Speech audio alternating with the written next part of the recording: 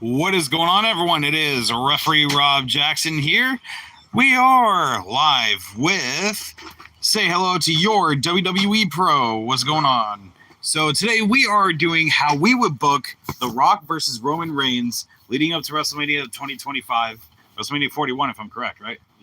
Yeah, so here's how I would start it. Now, we're going to get straight into this booking. We're going to try to build this up as best as we can through the we might not know like exactly what pay-per-views are coming after, but we're going to try to build this up as best as we can in order to deliver a safe and secure storyline that isn't really safe or secure at all. In fact, it's quite the opposite, because this one is going to start at this year's WrestleMania. Now, of course, WWE, I challenge you, Papa H, you already know you're going to do it better, but I challenge you to do it better than this. So we're going to kick it off with WrestleMania 40. It is going to be The Rock versus Roman Reigns. It is going to be The Rock and Roman Reigns in a tag team match against Cody Rhodes and Seth Rollins. Now, you could go the whole Dusty route and bring in Dustin. You could do that, or we can keep Cody and Seth at this point, but this is how we're going to book Roman and Rock for a bit. If you hear that noise, we're smoking hookah. So this is how I would take it. First, we start with Roman and Rock teaming against Cody and Seth at WrestleMania Night 1. And we're going to add a stipulation to it. Now, I know this isn't going to happen, but, let a man dream. So here we go. Now, at WrestleMania, Cody and Rock would be, they would be eyeing each other the whole time. Seth and Roman would have the experience. Now, you would have it build up as if Rock gets pinned, then all right, so we're gonna have Cody and Seth go over on this one, but the way that I'm doing it is this: if Rock gets pinned, if Roman gets pinned, everybody in the bloodline, including The Rock, is not allowed at ringside. Is barred from WrestleMania. But if Rock gets pinned, then I'm going to say that Rock is barred from WrestleMania.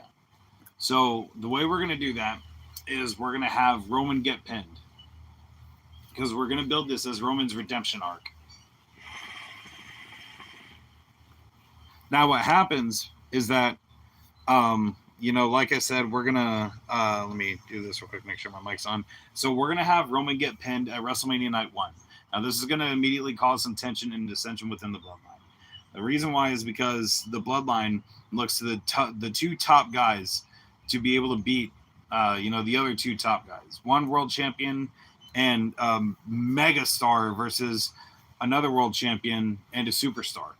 And so for the superstar and the world champion to beat them, especially, it would make more sense if Cody was the one to have pinned Roman, or at least, it would make more sense for Cody to pin Roman, because if we have Seth do it, we just show that Seth, of course, is the dominant world champion, but we want to also build Cody up for this so he can have his story later on with Seth or whoever else. So we'll have Cody pin Roman, and when Cody pins Roman, that means The Rock and the rest of the bloodline are barred from WrestleMania Night 2. So this will cause some tension within the bloodline. As the bloodline is about to enter WrestleMania, security holds back The Rock. Security along with Triple H and Shawn... excuse me. And Shawn Michaels hold back the rest of the bloodline. Only Roman Reigns is allowed in. Paul Heyman is not even allowed in. So Paul Heyman is barred from ringside. So, no. Hold on. Let me amend this, all right? If Roman gets pinned, then The Rock, along with the rest of the bloodline, including Paul Heyman, is barred from WrestleMania Night 2. But if Rock gets pinned, he will not be allowed to face Roman Reigns at WrestleMania, and instead is allowed to face Seth Rollins. Now, with this stipulation, the bloodline is still allowed to interfere in Seth's match as well as Roman's match, because they're going to interfere anyway. So, you know the booking. So, we have Roman still get pinned. And oh wait, no, hold on. We have Rock get pinned, but Cody is the one who pins The Rock. See, The Rock's already well established. Oh well, no, it would make sense for Cody to pin. Yeah, it would make more sense for Cody to pin Rock, so that way we can have Roman kind of escape that a little bit. But Rock gets pinned. He faces Seth for the World Heavyweight Championship. Now at this point, the Bloodline's going to interfere in the two matches. We all know this. So night 2, we go into night 2 with tension being built up. Who is, whatever as the tribal chief. So let's say that the reason why Rock got pinned was because someone from the Bloodline interfered at the wrong time on Roman's orders, right? So we have tension now mount between Rock and Roman. So Rock is going to be like, listen, Roman, I just want to tell you good luck. Even though I should be the one facing you, I just want to tell you good luck. But I have a problem with you right now. And Roman's like, oh, what is it, Rock? Oh, Roman Reigns.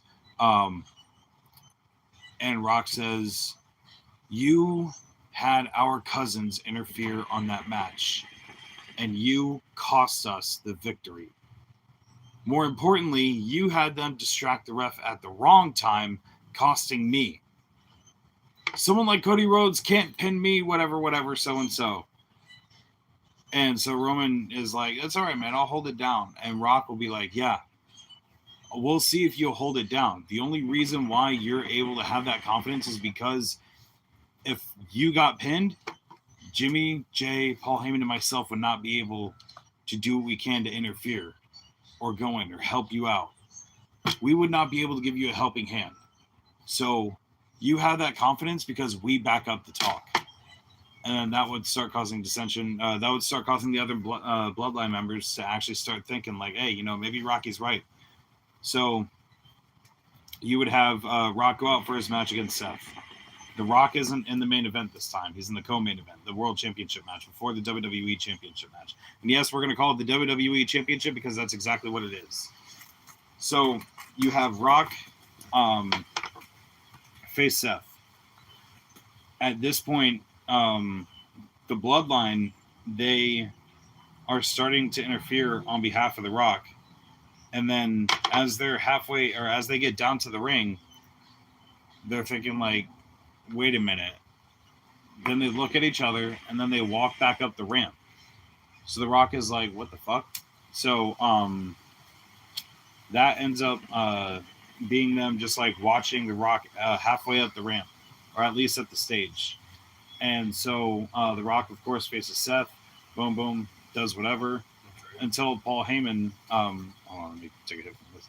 Until Paul Heyman, he tries to interfere on behalf of The Rock.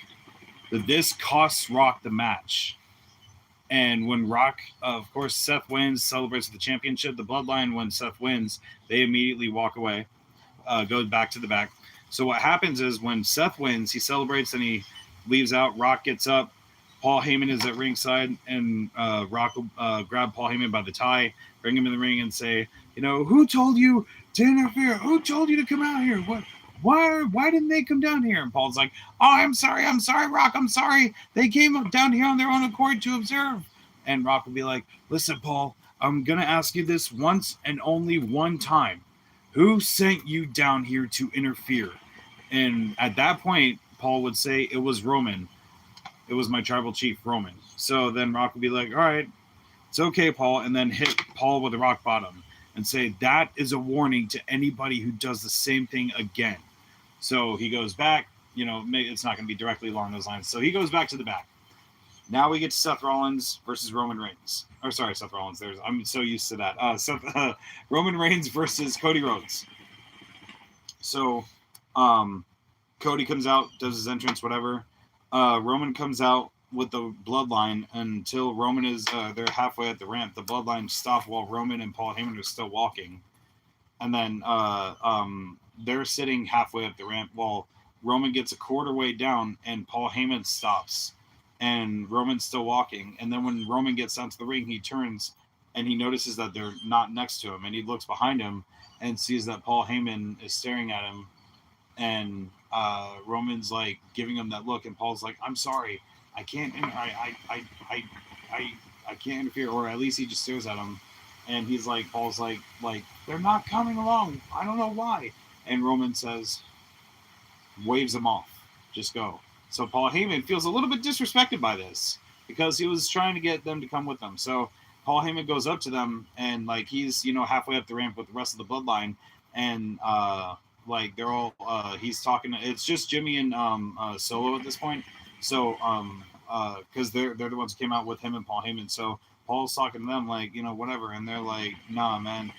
We're just observing, or we're not gonna get in on this, and like whatever, and then like they're like we're only here to observe.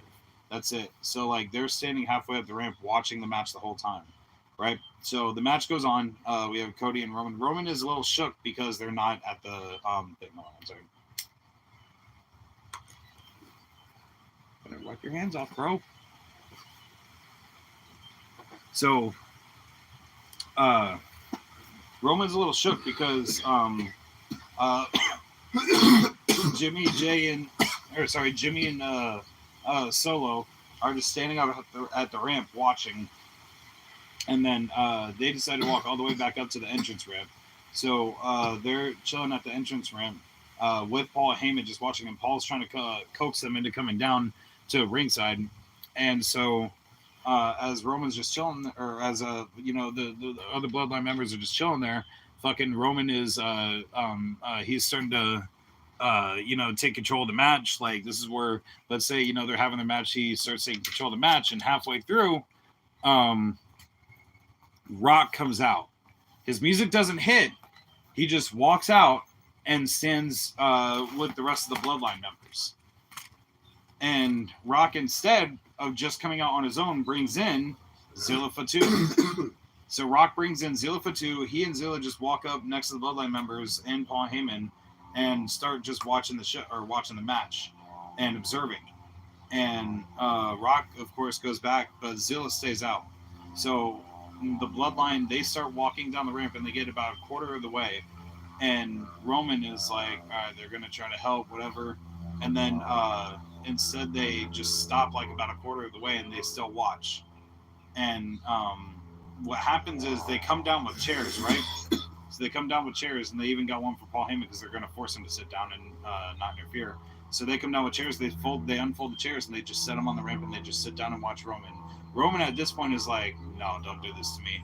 As soon as, whatever, he gets up, turns around, boom, gets hit with a crossroads. 1, 2, 3. Ring the bell. Cody wins the belt. And what happens is now the bloodline, they're looking at Roman like, nah. And instead of going in the ring and doing whatever to Cody, instead they turn around and they walk all the way back up the ramp and go back to the back. Cody is celebrating in the ring. Roman's a little pissed off now because his family didn't help him. Not only that, they turned their backs on him. So next Raw or SmackDown or whatever, Roman comes out, or no, Cody comes out to celebrate. Let's say SmackDown, right? So Cody goes to SmackDown and he celebrates, and he's doing his thing. And so what happens is that Roman comes out, or like Cody's doing whatever, and then Roman, Cody's gonna celebrate in the main event. We're gonna have the main event Cody's celebration. But in the beginning of the show, we're gonna have SmackDown open with Roman coming out, and he brings the bloodline out, and he's talking to them, and The Rock comes out, and he gets in the ring, and he has a mic. But first, The Rock allows Jimmy and Solo to talk, and Solo and Jimmy are like, oh, like, listen, you've been the tribal chief for a while, but if it wasn't for us, you wouldn't be champion. And Roman would be like, oh, I could do it without you, and this, and this, and I'm the tribal chief for a reason. Paul Heyman was the wise man for a reason. Now you went and turned him, and they said, no. Nobody turned us against you, Roman.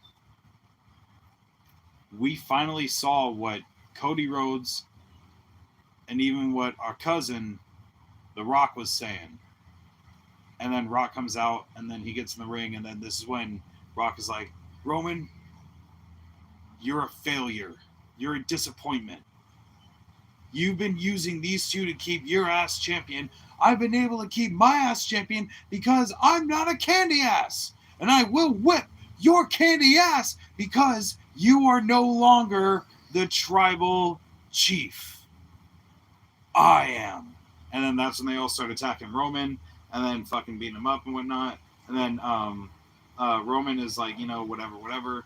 And he gets beat up. And then they start continuing him getting beat up until Roman finally just like pulls a Triple H and starts like fighting everyone back.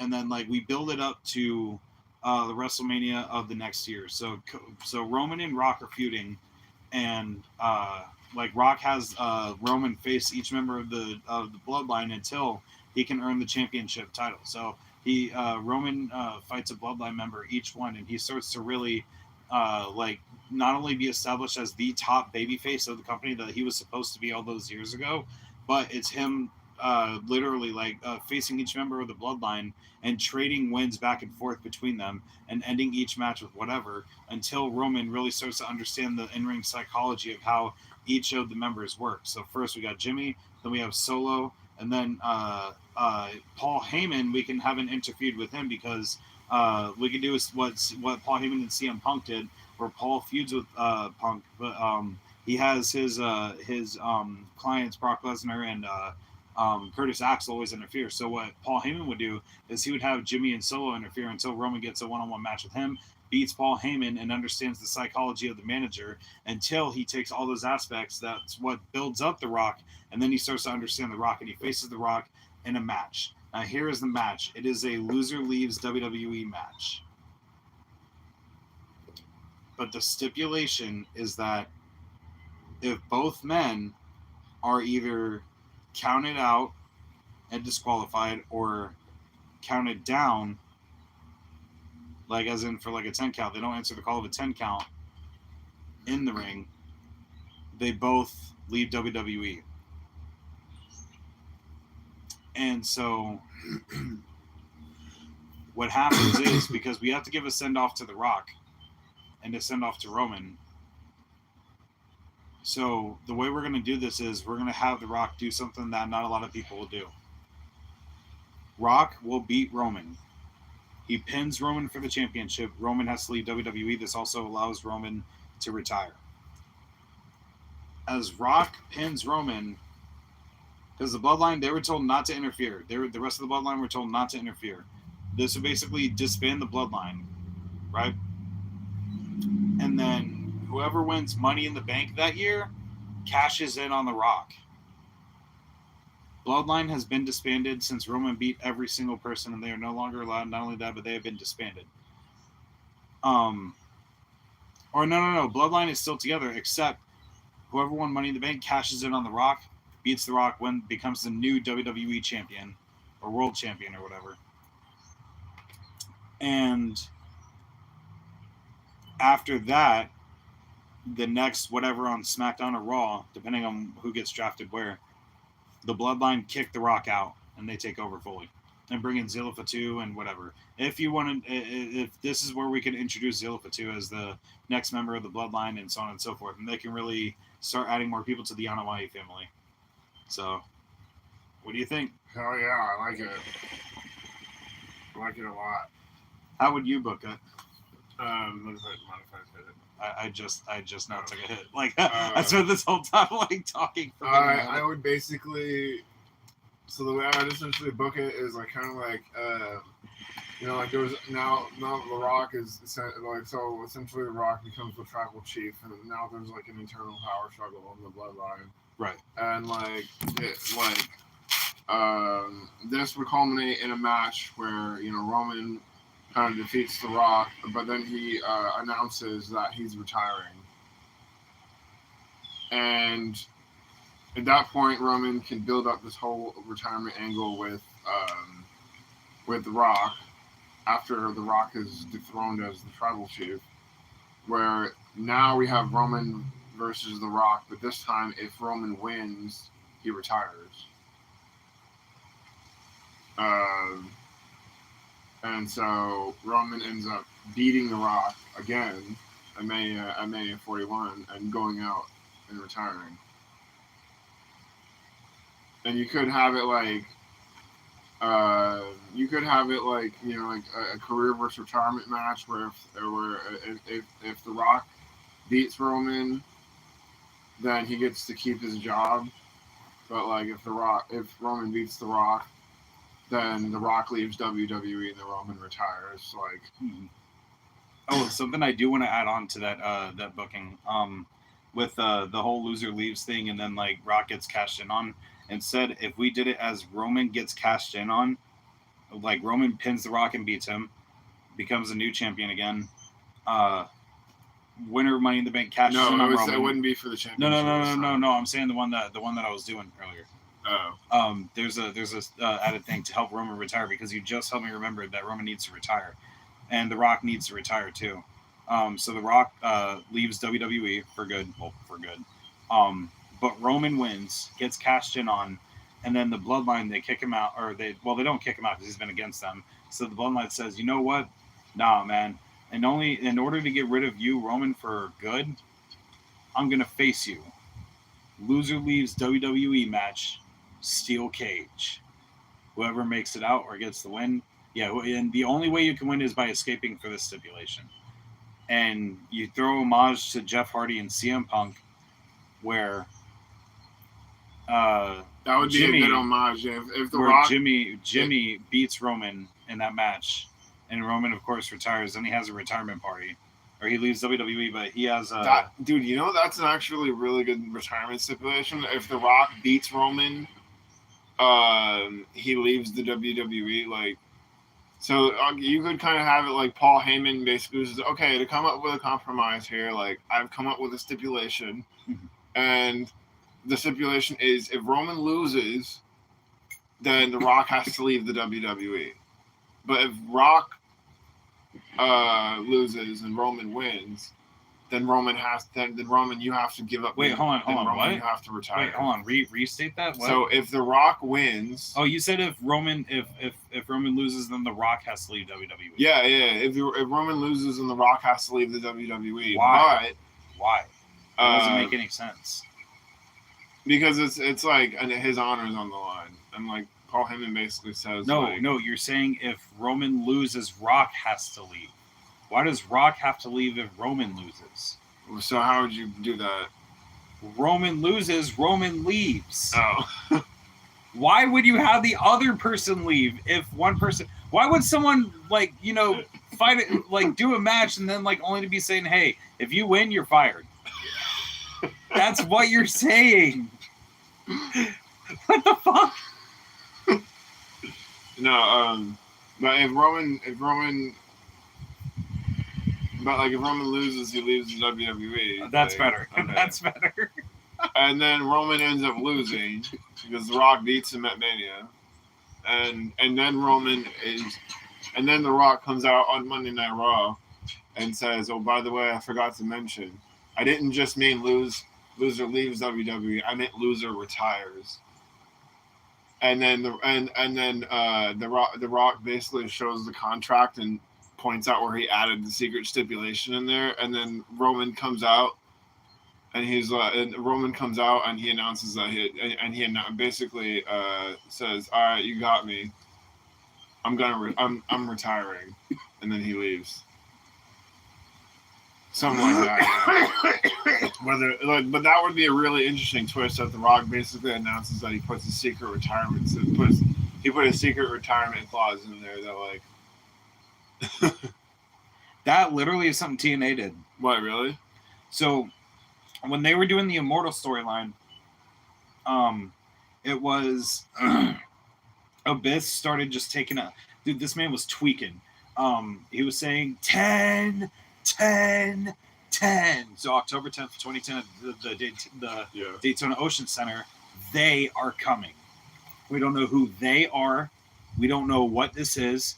Abyss took a fucking 2x4 that had nails sticking out of it, wrecked everybody with it, and kept saying they are coming. And he was taking out all of the top champions, except for one, because one didn't get taken out by Abyss.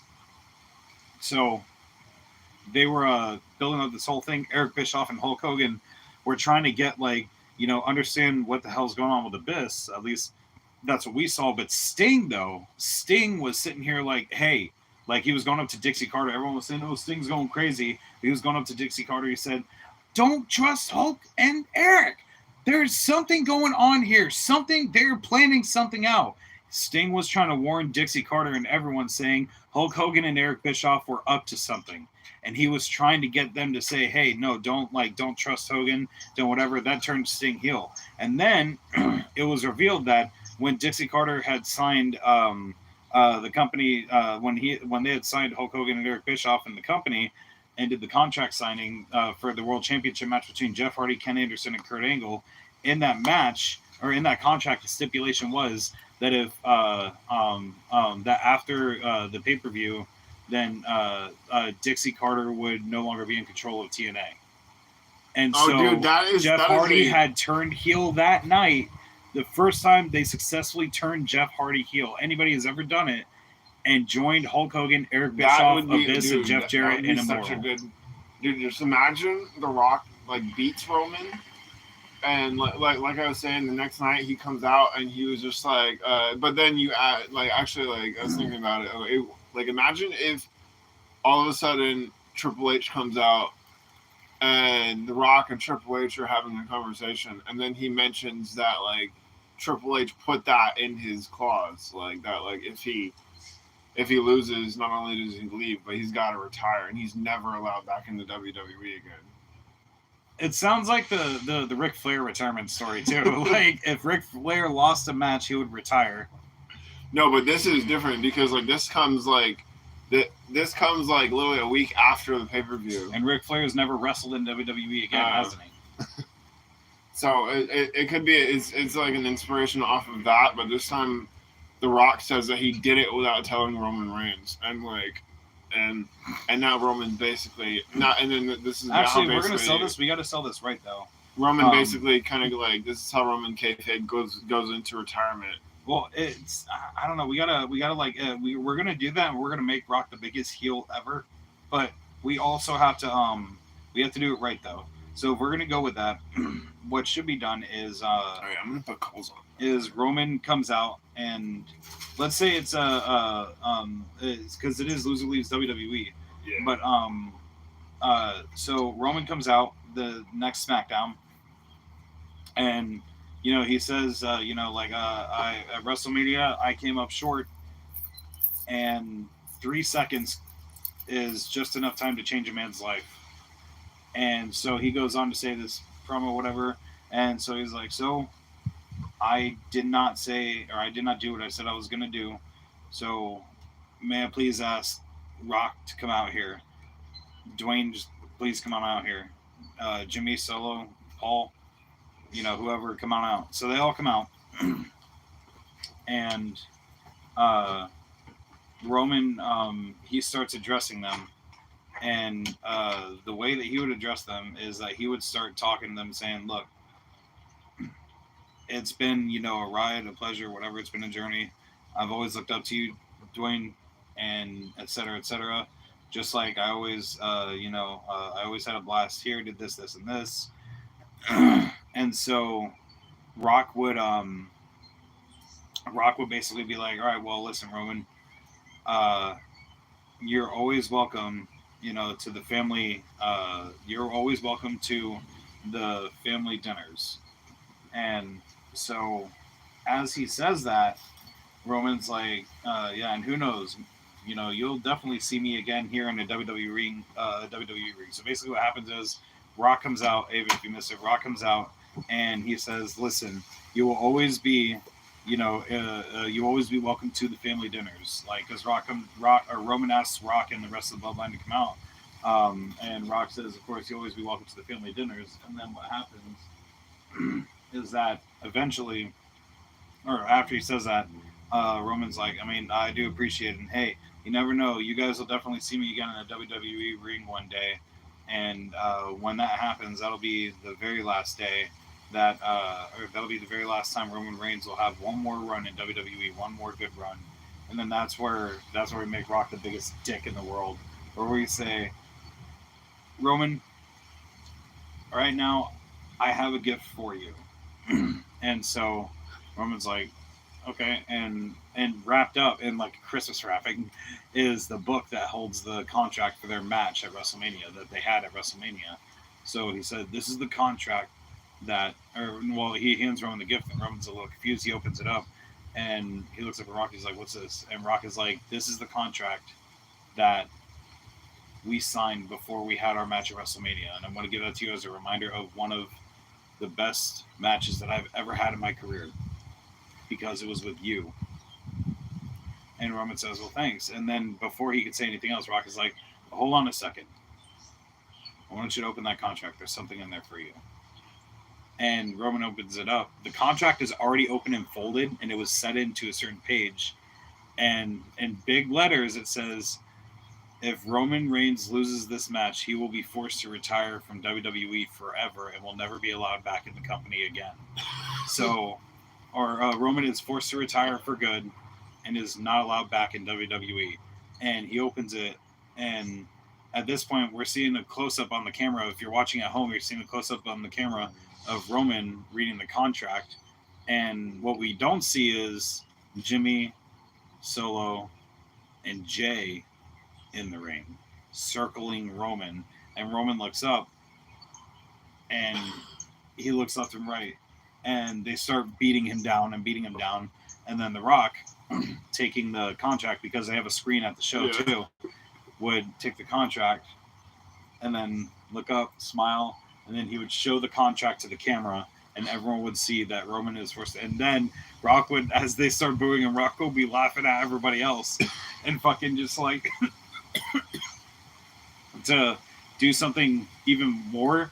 And the way they would send Roman off is if they if Rock went over, had whipped Roman against the ropes and did a Superman punch to Roman, and then speared Roman afterwards, and then sealed it with a rock bottom, and then threw him out of the ring.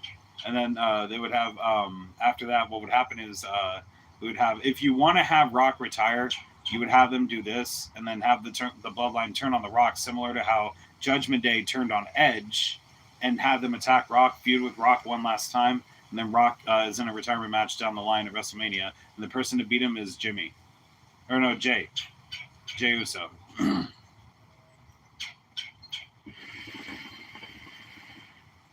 Or what you could do is have Jimmy defect and boom, attack Rock and all of them, and then have a triple threat between Rock, Jimmy, and Jay. And have Jimmy win, or have Jay win it, because he's the de facto, whatever, because there's already tension between Rock and them. But like, just imagine that. Rock being the biggest dick in the world by giving him the contract that cements his retirement. The Rock basically says, "Oh yeah, by the way, I included a secret contract. So good luck with retirement, bitch." Drops the mic. No, Rock. Wait, hold on. What was the? No, I was like, "Oh yeah, by the way, Roman, I forgot to tell." Or like he beats Roman Reigns, and right after that, like he's like leaning over him. He's like, "Oh yeah, by the way, Roman, I forgot to tell you, there's a secret clause in the contract that says if you lose, you gotta retire. So good luck with retirement." No, bitch. stick with throws the mic on. Throws the mic at him. Stick with him saying, it's a retirement clause, and there is something I am that Roman's not, and that's unretired. So goodbye, bitch. Goodbye, bitch. And then fucking throws it down. This would make Rock the biggest douchebag in all of WWE, man. Even more than The Miz in 2011, bro. Like, bro. Fuck, dude! Like, this is definitely. Oh man, that's wild, dude. I'm like, that's basically my my theory for how essentially, and then you can have either Jimmy or Jay retire The Rock. Yeah, that would be good. So then Rock and Roman would go out, basically. Yeah, Roman retires, and then Rock passes the torch to Jimmy and Jay, and then like they both kind of share that. And then Roman Reigns shows up in AEW. No, I'm just kidding. Bro, what is Reigns and Roman? What is Reigns and Rome doing in the AEW zone? What is Raymond Rome doing? What is Raymond Rones doing here in the Impact Zone? Bro, imagine if he did go to AEW, bro. That place would be a draw.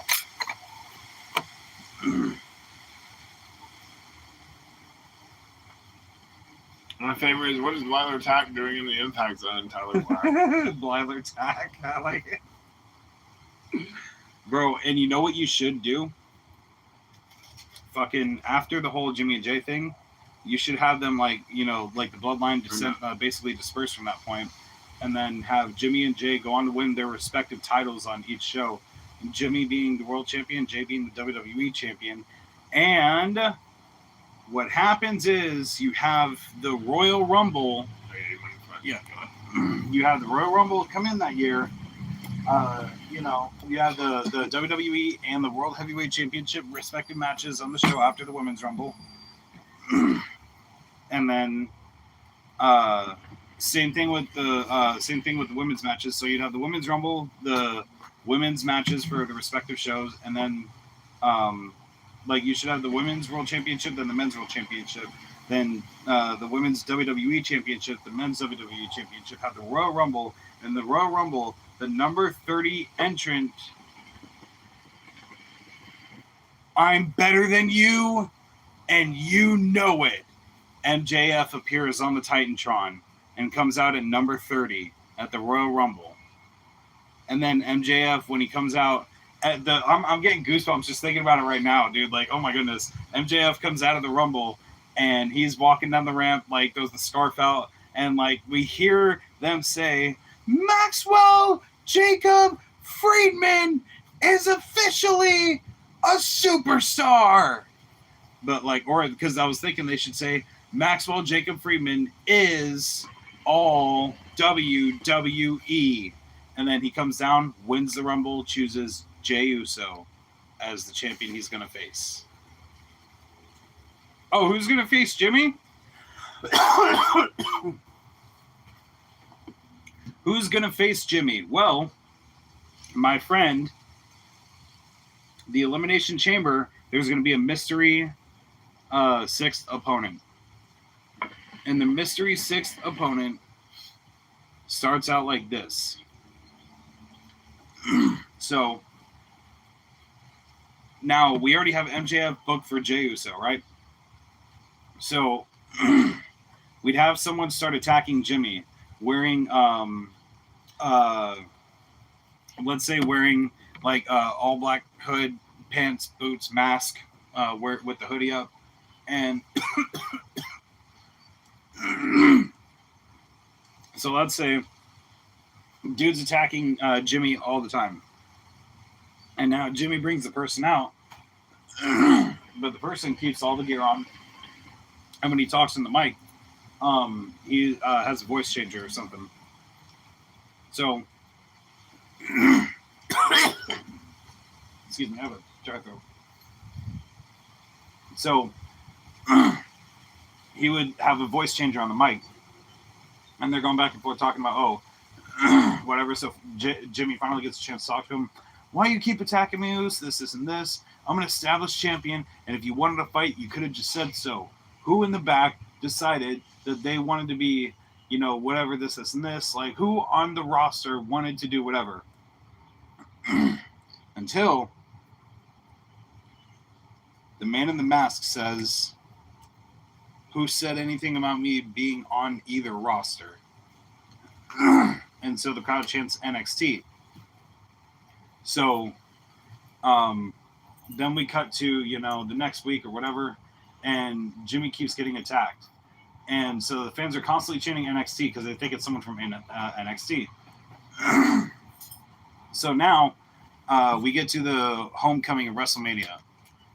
And we get to a point where, Jimmy is like, I'm tired of this. Whoever you are, just come out and take the mask off, etc., etc. So the masked assailant comes out, and he says, who even said I was in NXT? For that matter, who even says I'm signed with WWE? So, no, excuse me. So we have the entire audience just like, what? So they're like, okay, well, if this isn't you know, if this isn't anyone on the main roster, and this isn't anyone in WWE, then who is it? Well, that, my friends, give me 1 second. I'll be right back with you.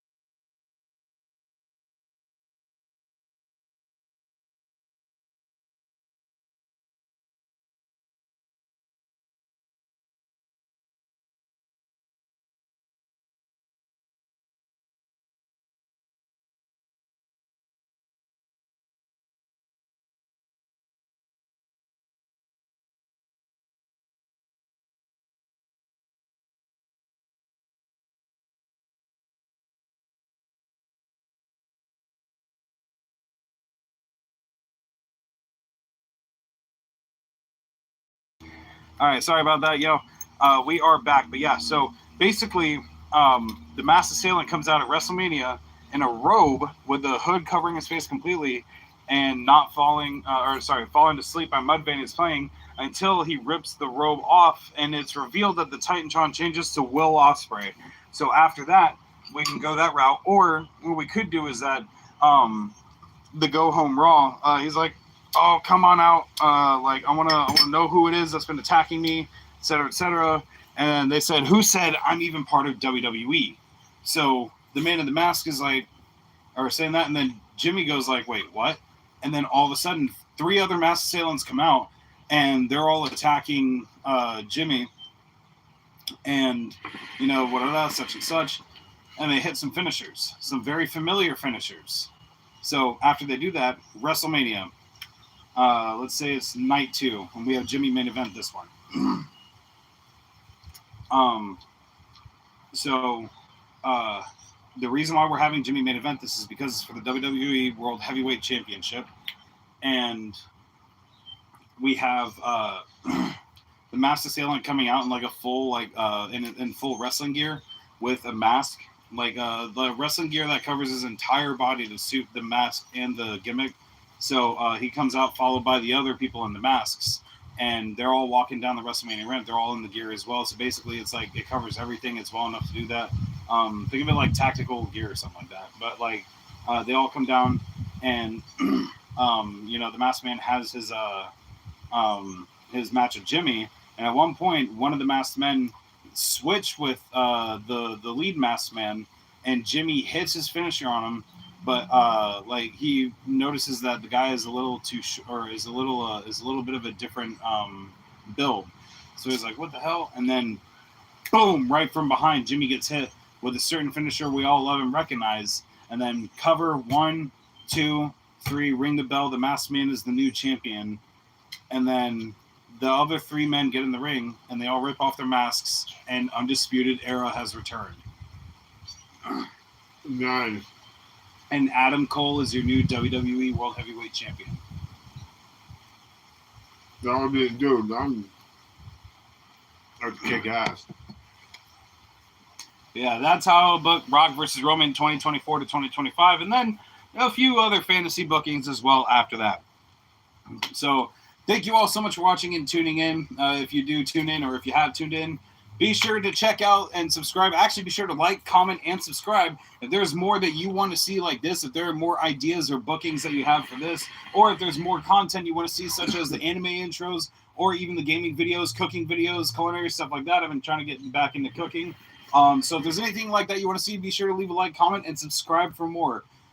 Next time, we are going to discuss how WWE should have booked The Undertaker's retirement. Yes, I know it's been overbooked or overdiscussed, but I really do feel like they could have done Undertaker. Well, no, I feel like, oh man, I don't know. I don't know about Undertaker's retirement. Actually, you know what? What's one that we should do next time?